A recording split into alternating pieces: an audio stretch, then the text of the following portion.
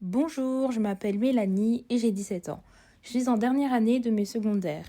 Je suis une filière générale en écomaths. L'année prochaine, je vais devoir faire des études supérieures. Mais je ne sais pas si je continue dans un domaine économique ou si je fais quelque chose de totalement différent. Honnêtement, je n'ai aucune idée de ce que je vais faire. J'ai plein de passions et de loisirs, mais je ne sais pas comment choisir des études qui me plaisent. Récemment, j'ai entendu parler du décret paysage. Au début, je n'y comprenais rien et cela me rendait anxieuse. J'ai alors décidé de prendre mon ordinateur et d'aller voir de quoi il s'agissait sur Internet.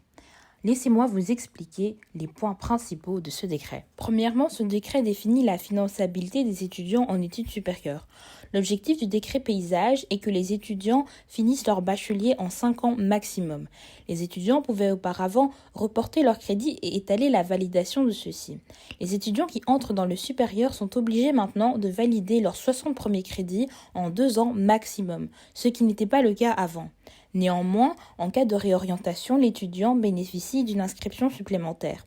Ensuite, les étudiants qui entrent en master maintenant doivent valider leurs 120 crédits en 4 ans maximum.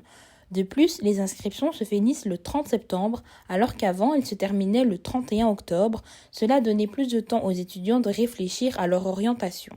Personnellement, je me sens encore plus sous pression avec la nouvelle échéance, car j'ai le sentiment que je dois m'inscrire, même si je ne sais pas ce que je veux faire. De nombreuses personnes que je connais n'ont pas eu un parcours scolaire linéaire. Ils ont essayé de nombreuses filières avant de trouver la voie qui leur correspondait.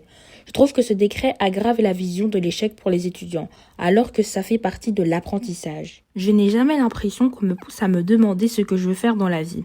Au contraire, j'ai souvent le sentiment que je dois uniquement réussir mes interrogations sans que cela ait un réel sens pour moi. Me voilà aujourd'hui en réto, perdu dans mon orientation, comme de nombreux étudiants. Le décret me donne l'impression que je dois trouver ma voie le plus rapidement possible, sans de retour en arrière. Le cas de Mélanie n'est pas isolé.